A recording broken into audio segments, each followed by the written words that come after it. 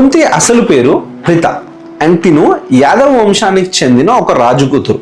కానీ కుంతిభోజ అనొక రాజు దత్తత తీసుకోవడంతో తినకు కుంతి అని పేరు వచ్చింది.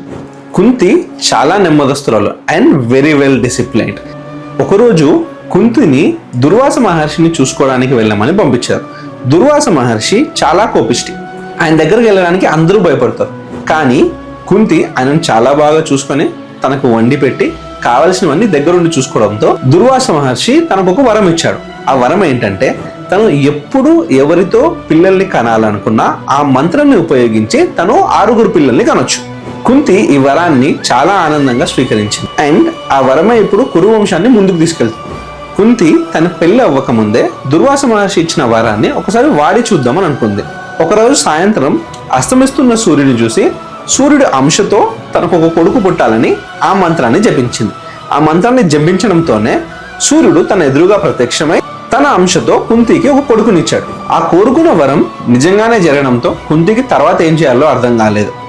తనకు పెళ్ళవ్వలేదు అండ్ అప్పుడే కొడుకు అంటే సమాజం తన గురించి ఏమనుకుంటుందని చాలా ఆలోచించింది. తనకు ఆ పని చేయడం ఇష్టం లేకపోయినా కొడుకుని ఒక బుట్టలో పెట్టి నదిలో వదిలిపెట్టింది. అండ్ ఆ వదిలిపెట్టిన కొడుకు పేరే కర్ణుడు. కర్ణుడు ఆ నదిలో వెళ్తూ హస్తినాపురంకి చెందిన రాధ అనొక ఆవిడికి దొరుకుతాడు.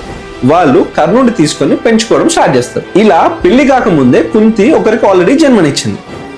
తర్వాత మిగిలిన 5గురిని కుంతి ఏ దేవుడు అంశాలతో కనిందో మనం నెక్స్ట్ ఎపిసోడ్ లో చూద్దాం.